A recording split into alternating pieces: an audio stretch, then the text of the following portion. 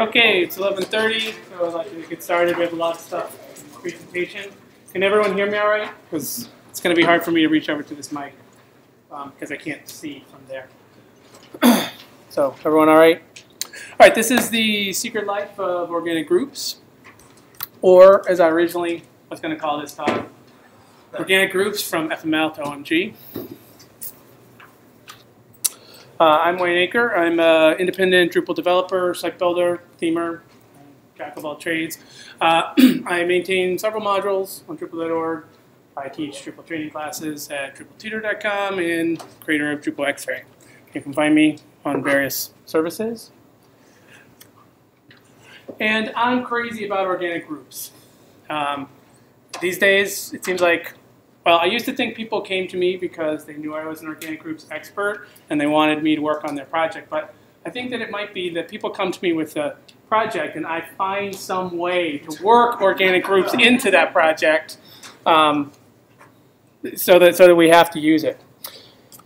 So what I'm going to show you today is some of the stuff that I've done. Some of the stuff is crazy and it's not what organic groups was designed to do, but that's why it's the secret life of organic groups. I will start with the normal use case first. So I'll just do a quick demo. How many people have used organic groups before?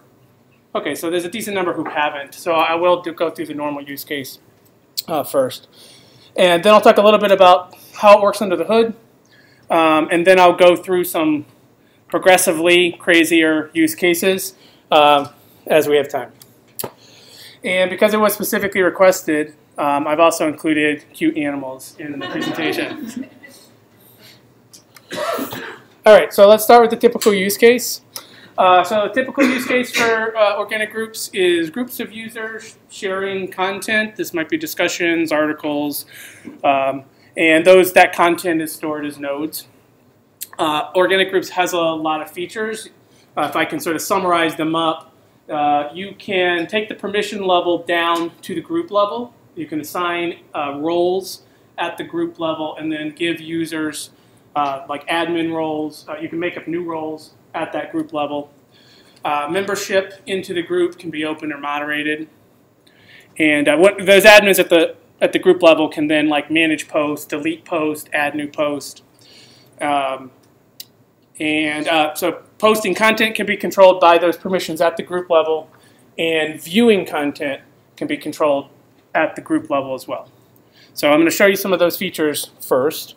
Now, I have pre-recorded all my demos, so some of them we'll probably have to skip through just for time purposes, but I will have a URL at the end of the presentation, so if you want to go back, I would not try to keep up there very fast, so I would not try to like take notes on the step-by-step, but I will talk through the step-by-step. Okay, so if we're going to install organic groups, this is sort of a vanilla site.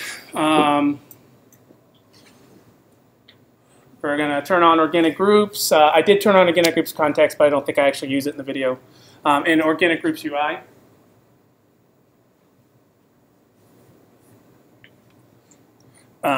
Organic groups is separated, the user interface and the back-end architecture, so that's why you need both modules. For some of the more obscure use cases that I'm going to show you, you could leave off the UI because you're probably going to have to make your own. Now I'm going to add a content type to be the group. And I'll set a few of the normal settings. The key one here is when I get to the bottom, you'll see there's a tab that says organic groups. So we're going to need to tell the system that we want this new content type group to behave like a group in the organic groups definition. And then the next step will be we need to tell the system that we want some other content types to behave as group content. So these are things that can be posted to a group. So we'll use the article content type. And since I only have the one type of group, I can just take the defaults there. And I can't remember. Oh, I think next I'm going to add a couple groups. So are articles now always controlled by a group? No, they're not always controlled. Actually, what I'm going to do now is I'm going to turn on the permissions so that users can create their own groups. But I want you to note that users do not have the permission to create articles because I don't want them just creating articles like on the whole site. I am going to allow them to create articles within the context of a group, but we need to do that at a separate level. So here under the organic groups permissions, which is under configuration, there's a whole nother permission screen. And so here is where I'm going to go in and say at the group level, users are allowed to create articles. So they can create groups at the global level, and then once they're inside of a group context, they can create articles within a group.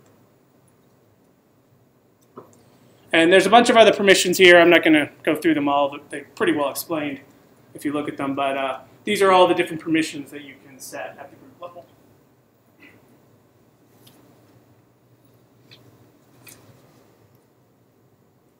Oh, I think that's the end of that one. So that's the setup. This site now has organic groups, and it's all ready to go. So here it is in action. So I have a couple users here. This is Jen. Jen's going to create a new group. Notice that she doesn't have the ability here. Actually, yeah, she doesn't have the ability here to create any articles because there is no groups yet. There's no way that she can do that in a group. So she's going to create this group. And now over here in this other browser, I'm going to log in as another user, Ben. Or no, sorry, Bob.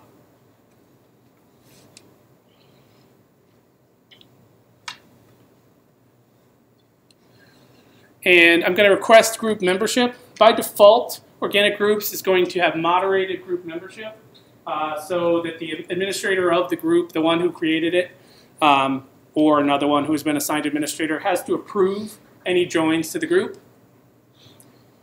So Bob's in a pending state now. If we come back over here to Jen, she can go under this new group tab here and manage the group. And she only sees that group tab because she's an administrator. And there's the pending request. So she can approve this in what must be one of the most abstract set of messages that you're ever going to see. Just read the UI messages that come up here. They're really helpful.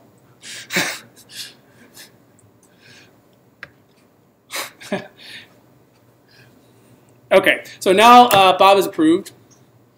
So if we go back, Bob should be able to, I think Bob's going to post next in this. Okay, so yeah, nothing changes here, but now when he chose to add content, he can add an article.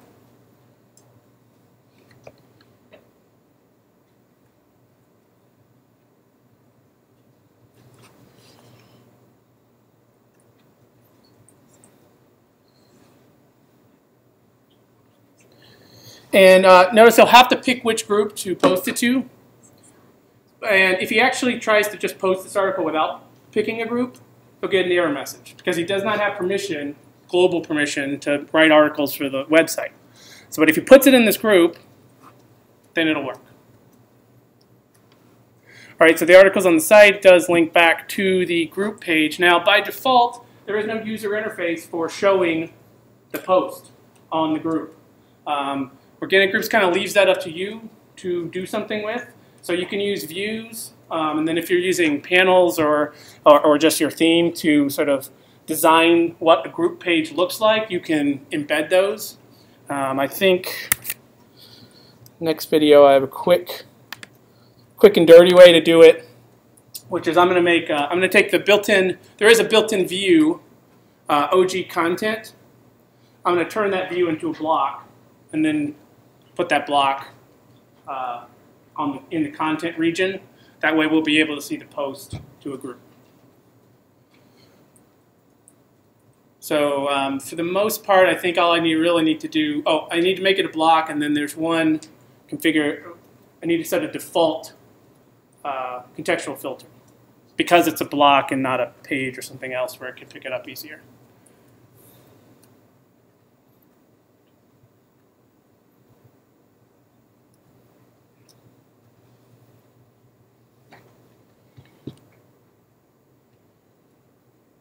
I think everything else can stay default.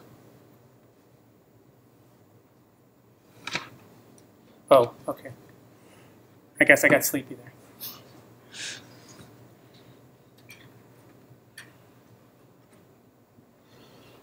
All right. So now we got the block. I just need to assign the block to a region so that I can see it.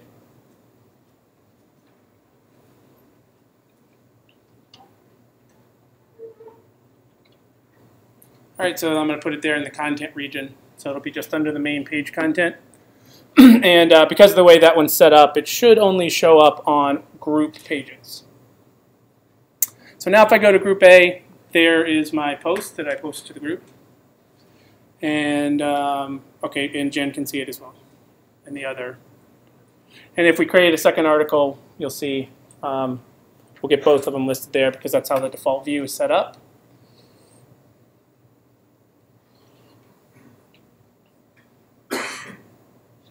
So I'll go back to the group page, and now we can see sort of a list. Okay, so this is like a blog or discussion post or whatever. All right, so that is the typical use case. All right, you can see it was pretty quick to set up. We got, I mean, that's kind of like discussion post. I think we had comments turned on, so it could work that way. So you could use this as a replacement for a forum, possibly a replacement for a mailing list. If you are going to do something like a mailing list, then you'll want to potentially use the message notify, and message digest modules. They allow you to kick out notifications. And actually, if you want notifications about new posts in a group, those would be ones that you might want to consider. Those are kind of complicated, so I'm not going to get into the details of those today. You could use this for an intranet or for a social network. And I have the C Drupal Commons. Drupal Commons is a distribution that it uses organic groups, and it's sort of a whole social network in a box, sort of all pre-configured for you. All right, so now that I've talked about the typical use case, let's look under the hood a little bit and see how does organic groups like store this information. So most people think of it like this. As, oh, there's a group, and there's a bunch of users who are the members or subscribers, and then there's like a bunch of content. But that's not really how it acts in the database. In the database, it's more like this. There is a node. In the typical use case, there is a node which acts as a group. That's at the top. And then there are a bunch of other entities that are connected to it. So an entity in the Drupal system, it's a lot of different things: a node, a user, a comment, kind of a file.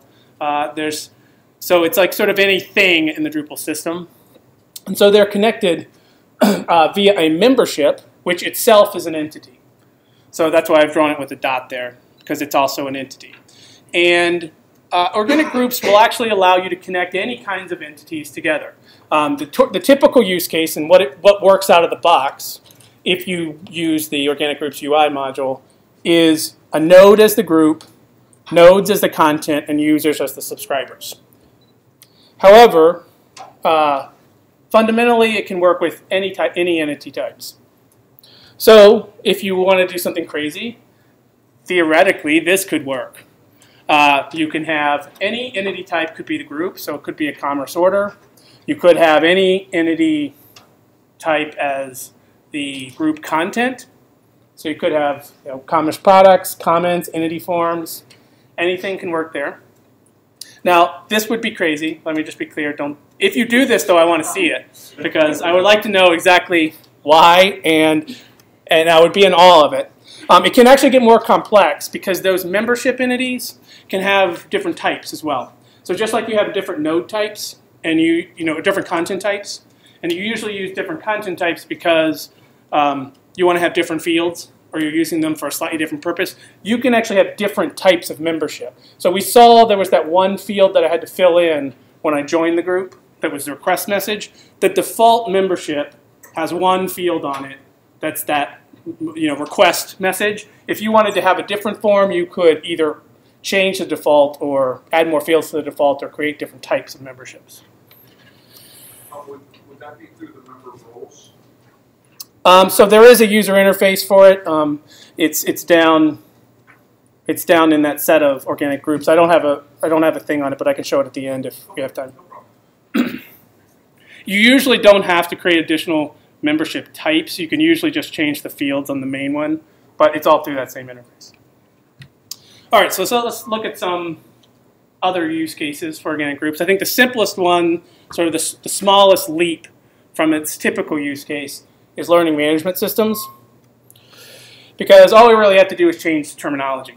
Instead of talking about groups, those are classes. Instead of talking about a group admin or manager, that's the teacher.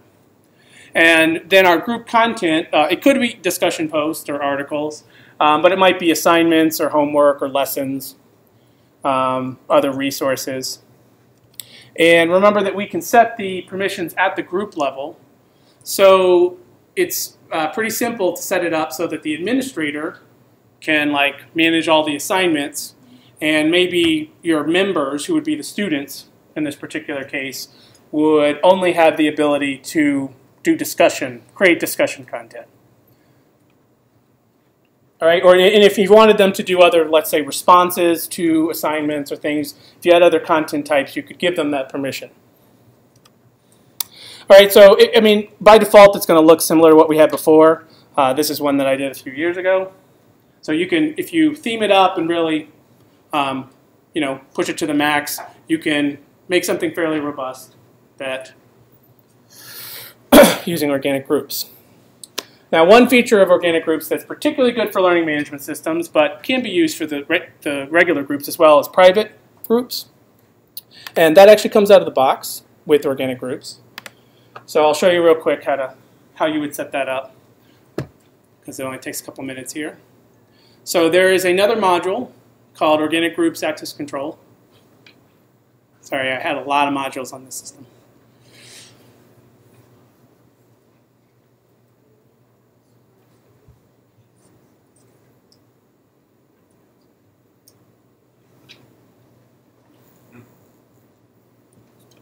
And once you get that installed, there's one more step we need to do, which is we need to add a field to the group type, content type, to control whether or not that group is public or private. So there is an OG field settings configuration, and this is really confusing, and I screw it up all the time. You have to select the group, the fields you want here, but then even though you highlight it down there, you have to go up here and make sure you pick the right bundle at the top. So what I just did there, I should back that up real quick because that's actually a very confusing screen. So I don't know if I can see it now. But there's at the top there, you have to select the group node type, and then in the fields you have to select group visibility, and then at the bottom you hit add field, and that's what gives you that adds the group visibility to the group node type. This down here is irrelevant. I mean, it shows you what's currently configured, but it's very confusing because it seems to be related to the form, but it's not.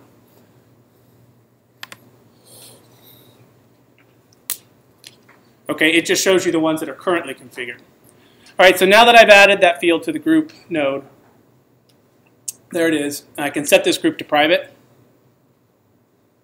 Once I've done that, I believe I can now stop ignoring that rebuild permissions message and let it go through that. And now, this group is private. So let's see. Okay, so if I go to another user and refresh a user who's not a member of this group, I get access denied. Okay. A user who is a member will be able to see. Yeah, here. So if I add that user who just got the access denied to the group, this is the admin interface for adding a user, just manually. If I go back and refresh, I should be able to see the group and the content that's with that group. Okay, so pretty straightforward.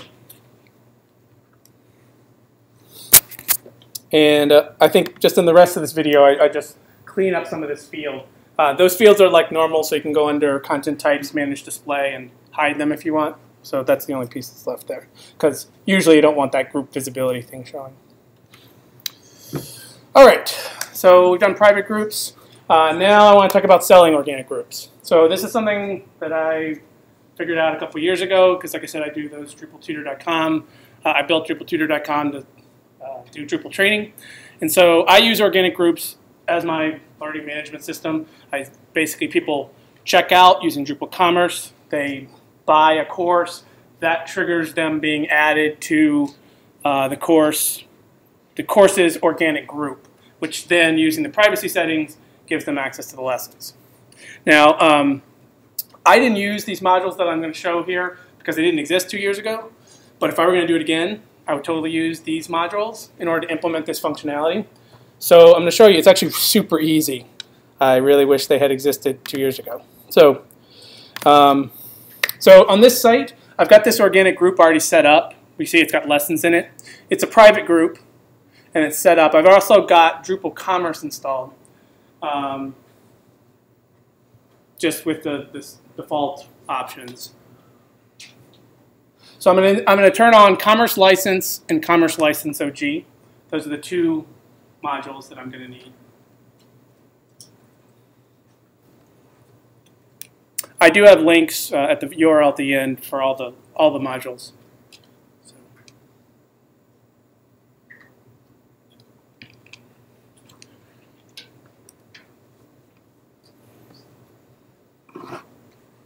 All right, and then once those are installed, I can go to the store and I can configure my license settings. So I have to set up one of my product types in the store to work as a license for a group. I'm just going to use the default product. If you're already selling real products, you'll probably need to create another product type and then use that for licensing. And then I also have to turn on and say that for this product, those specifically are designed to work with organic groups. So I just basically check those two boxes. And so now I need to create a product. So I need to create a product that when I buy it, puts me in that organic group that was listed there at the beginning. So these first fields are just the normal commerce fields. The only one that's new is down here, licensed group. And that's where I select the organic group that this is going to drop you into when you buy this. All right, and that I think is actually all the, that is all the config that's needed. Oh, no, sorry. So I need because I haven't set up a product display. So if you've used Drupal Commerce before, just adding a product doesn't give you any way to buy that product. You have to create a node type, a content type, to sell that product with. Now this isn't an organic groups thing. This is just a Drupal Commerce thing. So what I'm doing is I'm setting up a content type here that has a product reference. This will give me some place to then buy the product. So in this case, I called this node type a course listing. So you'll go to the course listing page, hit add to cart. That'll take you, go through checkout, and then you'll be added to the actual group. That's what we're going to get here in a second. So now I need to create that course listing. So I'll just put in some description text, why you want to take this course. I'll assign it to that product that we just created. And here's my course listing page. Okay, so I have a course listing page and an organic group page. They are two different ones. You might be able to use the same, but that would be a little tricky. So here is a user who isn't in the group. You notice they don't have organic. Oh, yeah, and by default in Drupal Commerce, nobody can check out. So you got to turn that on by okay, so notice that he doesn't have that organic groups link at the top, the organic groups 101, because he's not in the course and he can't see it because it's a private group. So he's going to buy this, puts it in his cart, and checks out normally.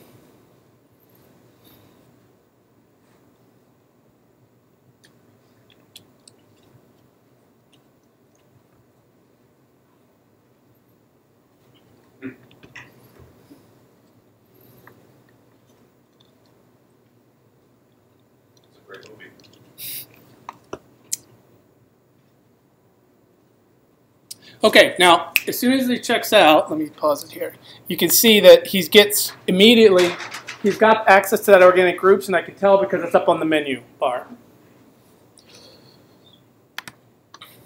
So if he goes in there now, he'll have access both to the group and to the lesson content that's in there. So there you go, 4 minutes, and now you can create a competitor to DrupalTutor.com or Udemy or Coursera or whatever. What am I showing? Oh, and so there also is, it keeps track of these licenses. And so under the store, you can actually see the licenses that have been granted. In this case, Bob has one for Organic Groups 101. And these licenses, there is support for like renewals if you're selling some sort of SaaS product. I haven't done that before, so but I do believe it has some sort of support for doing renewals.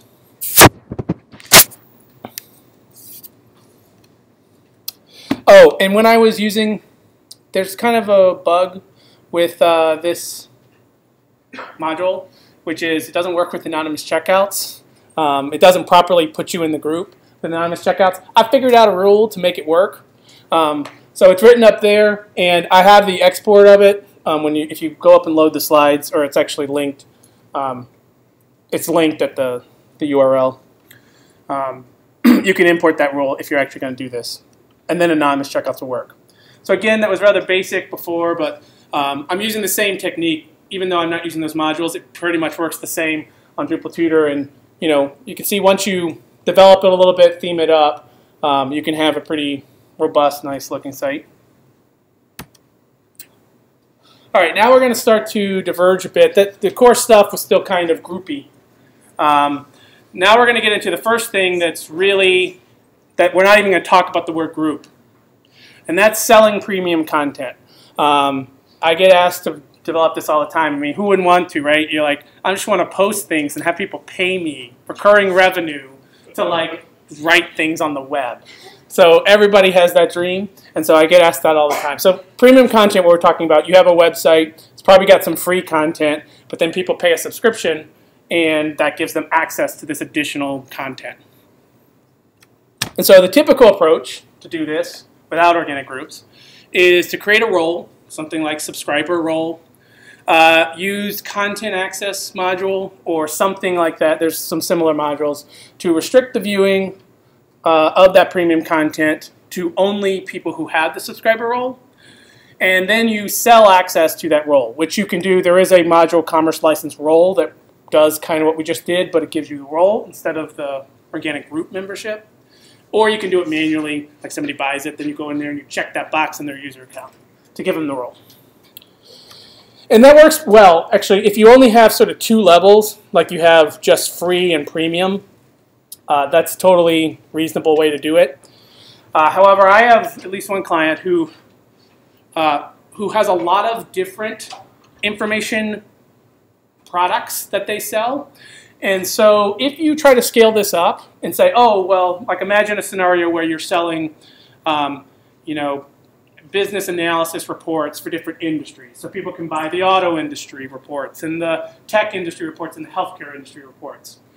Well, if you try to do it with the role approach, then you've got like at least 3 roles, like auto subscriber, tech subscriber, healthcare, and your permission screen gets like this. And so this one particular client had been doing that for a while, and it really is like it will not fit. I had to get an ultra widescreen monitor just so it could fit. It's like this big. So we're actually moving the stuff over to this to organic groups. So the permissions are in the user interface is a mess. There's also not a particularly easy way to say, oh, well, this is the automotive analyst. He's only supposed to write in the automotive field. This is the healthcare analyst. She's supposed to write in the healthcare field or whatever. There's no particularly built-in user interface for doing that. You could write something, but it's not simple. You may actually end up having to have another set of permissions. So every one of those subscriber things has both a subscriber and an editor, and so that's even longer than it's going to get. So another approach is to use organic groups. In this case, nobody's going to use the word group. They're never going to see the word group. They're not going to know they're in a group. They're not going to, nobody's going to know about groups. But what you will do behind the scenes is set up every content library, every package or whatever, as a group. You can create editors and admins for the group. That solves the problem of this person is only allowed to post automotive reports. This person does healthcare. Because they can be editors or admins at that level. And then you post your premium content to the groups like we've already seen. You sell access to the groups, like we already saw a minute ago. And pretty much that would be enough if you just want to sell access to view on the website. If you want to do email notifications, as I said before, you could do message notify, message digest. So I could even imagine a scenario where you would use organic groups. Maybe people never even read it on the website. Maybe they subscribe to daily email alerts within like a particular segment. You could run all that on the back end with organic groups. They could buy it online or whatever. They'd be put in the group, but then they would never actually go to the group page at all. They would just get these sort of email notifications. Okay, another one I get asked to do a lot is editorial sections for the website. This person's allowed to edit these 15 pages and 5 menu items, and this person is allowed to do this other section. That is hell to build, especially the menu stuff, like giving people access to certain subs, trees, and stuff like that. It's not particularly easy. But organic groups can be used. So what you can do is create something called a section and give it the group, make it behave like a group. Then you can assign editors to that section, that group, using the interface we've already seen, and allow them to create pages. In this scenario, there would probably be no regular members. The only people who would ever be a member of the group would be these editors who are, because we're using it pretty much strictly for access control. And then if you need to do sort of a menu at that section level, there's a module called OG menu, which is Dennis's favorite module, to manage a menu at that level. So I'm going to skip through the first bit of this. The setup for the first bit is what we've already seen. I'm going to create a content type called section, create a couple of them like math department and English department, and assign a couple administrators to them. And when I get to the end, like I said, you can watch these in full if you want to see it step by step. But let's see. Yeah, when I get to the end, here's one of the editor's views. So this person can edit the English department, but they can't edit the math department page. So they can make any changes they want to this page, but not the math department. They can also add pages. In this case, I made basic page a group content type. So they can add pages to it.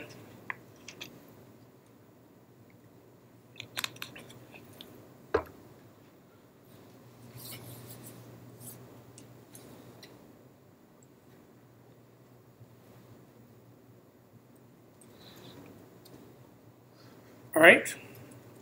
And then of course, they can manage this page. Now, one thing, when I go back to the English department, you'll notice there's no way to get from the English department page to that About Us, About the English department page. And that's where the organic groups menu comes in. So I'm going to show you the setup of that real quick. Organic groups menu is pretty easy to set up, especially if you want the default options. Turn on organic groups menu module. It also comes with a second module that allows you to set default links that get put into every menu by default.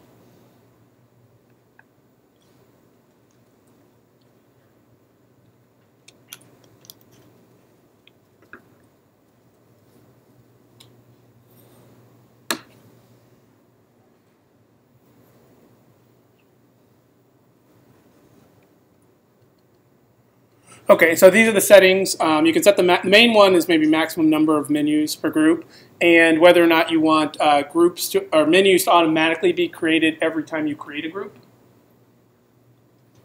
So I think we can skip ahead a little bit here.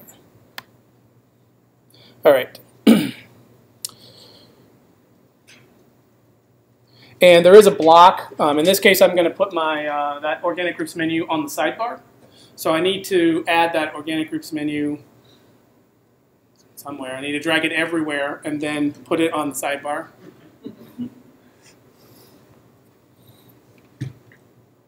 Now that'll switch. So that organic groups menu block, it's a single block, but it'll be smart enough to know which group that's currently being viewed. So you don't have to put like a separate block for each one. And because I created these groups before I installed the organic groups module, or sorry, OG menu module, I need to actually manually create the menus. That wouldn't happen if I had installed it the other way around. Well, and I chose the automatically create menu option. So now that I have that, you'll see there's a block that popped in. It's empty right now because there are no menu links on the menu. But this person, because they are the admin of the English department, can now set those items. So they go here under the group menu. They can add a link. So they can add that about the English department link.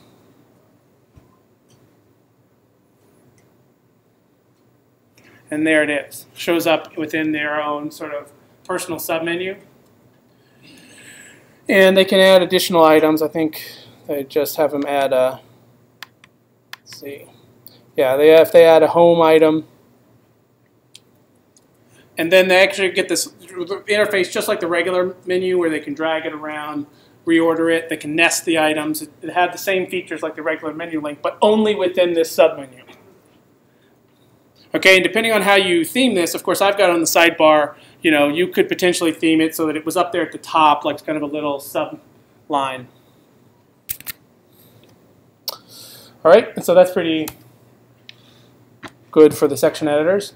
And I only have, I have about 5 minutes left, but I'm going to go a little bit into question time, and then you guys can come up here and ask me questions if you want, because this is where the real crazy stuff is what happens if we diverge away from nodes from as the group type and as some of the group content type. So I had this crazy idea. I'm really, really waiting for a right project to do it on, but I'm going to tell you about it right now. So imagine the scenario where you're building a social network or an intranet site. You've already got organic groups because you need actually the group functionality we've seen. But you've now been asked to implement a user follow feature. So like Twitter or something, so that people can track what users post in addition to the organic groups.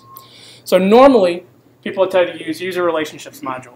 The user relationships module has user interface for doing exactly the follow system. So right out of the box, you can get some nice links. You can set up different relationship types, so give links so that people can follow people or whatever. It's got views support, so you can build like a view of like here's the post from everyone you follow. So it works pretty well right out of the box.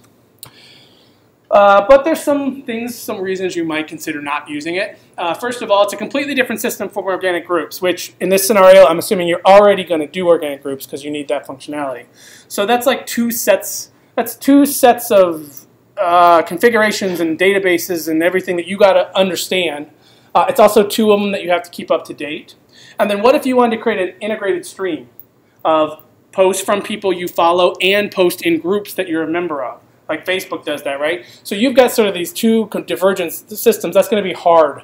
There are ways to do it, but it's not particularly easy. And the thing is, you already have a system in place that allows people to subscribe to entities, post by entities. It's called organic groups. So this is the typical use case for organic groups, but there's no reason that you couldn't do that and have the user themselves be a group.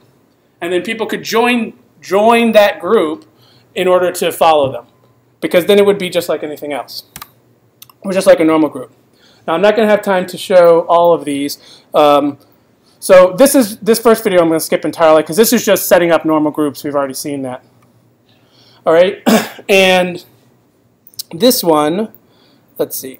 I'm going to show the beginning because this is where when you diverge from using the standard entity types, you can't just check that really nice box at the bottom that says group or group content.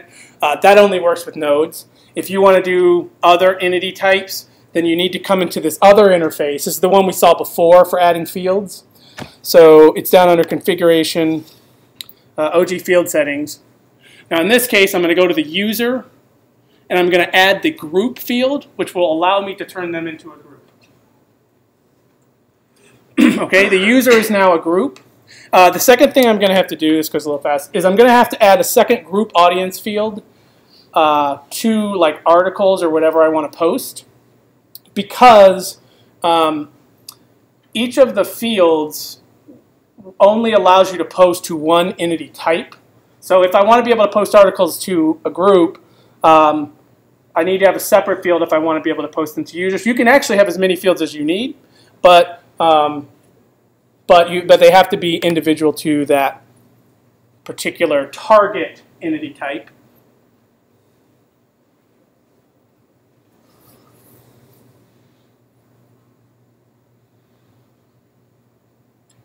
And let's see. Oh, so then in my article, you can see I have those two group audience fields now. So in order to make it clearer for people who would be filling this out, I would rename them here to groups to post to,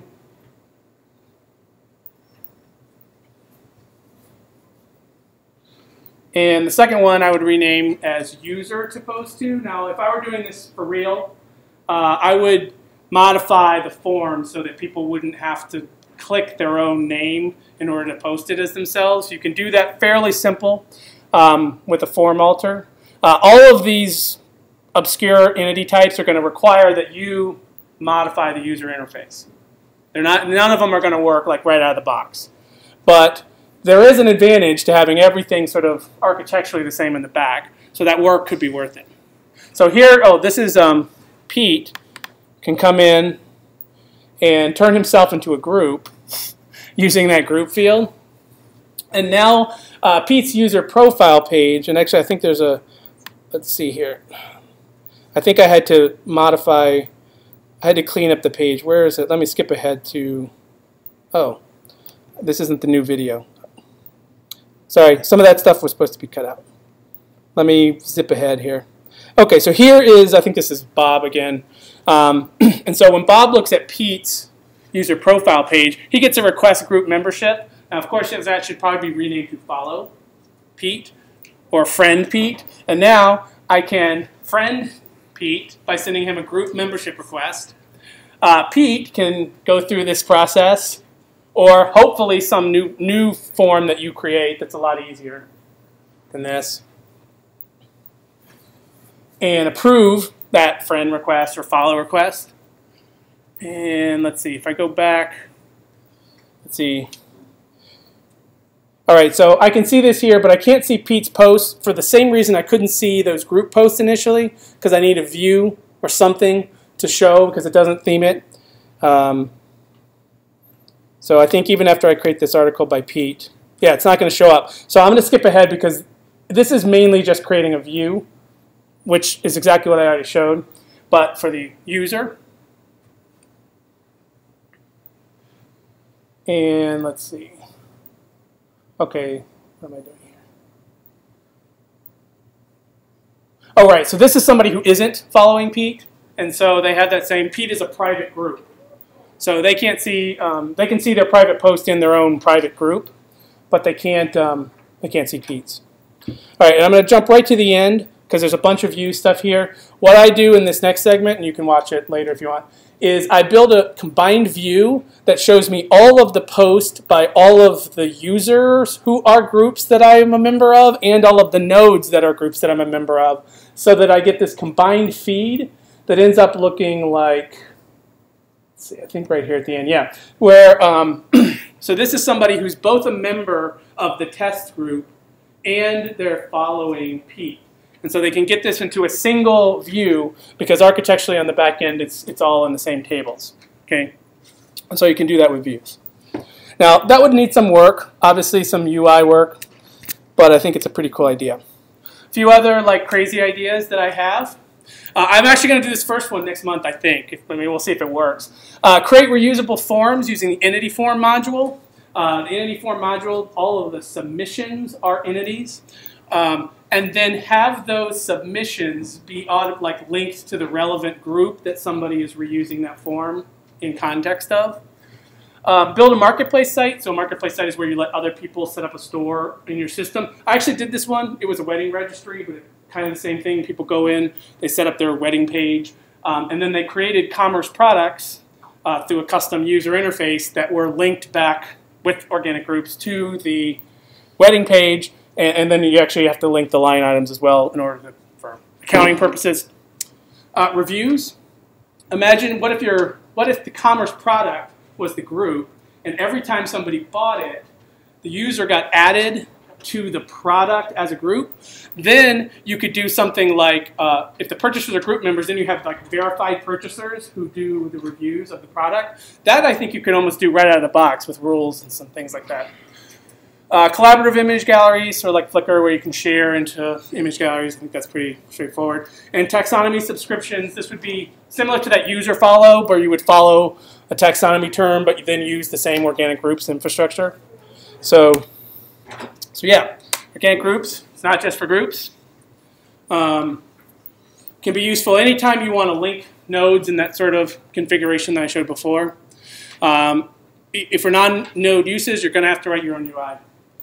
It's got a relatively simple API for adding and removing items from the group. Use OG group and OG ungroup function. Never, never, never create OG membership entities directly unless you want them to randomly disappear. So views and rules support is built into organic groups, so you can use it for whatever crazy system you develop. And so that's all I have to say. I think it might be like 5 minutes to do questions, and then if there are more, you can ask me afterwards. Questions?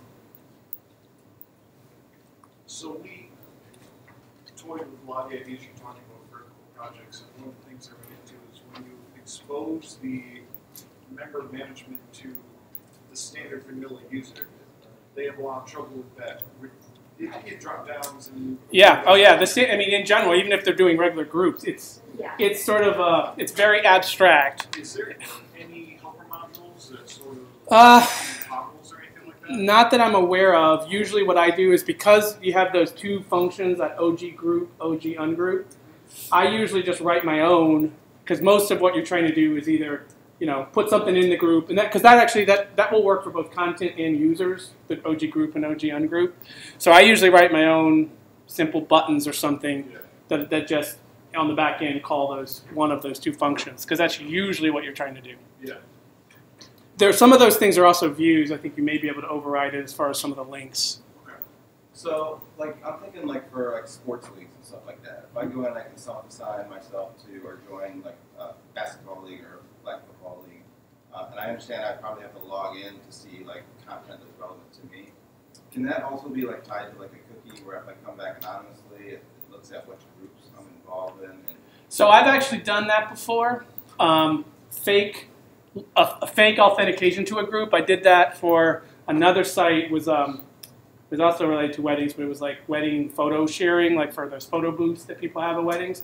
And they wanted to be able to send a link to people that was authenticated, so not anybody could see it. But if I shared this particular link, then it would bypass the security and allow you to see it.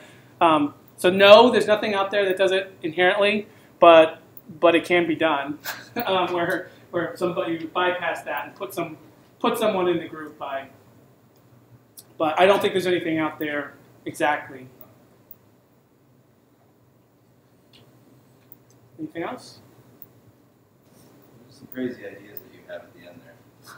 Yeah, I'm definitely I'm trying number 1. I've already done number 2, and number 3 I think is actually the most promising of all of them. So the most realistic of all of them.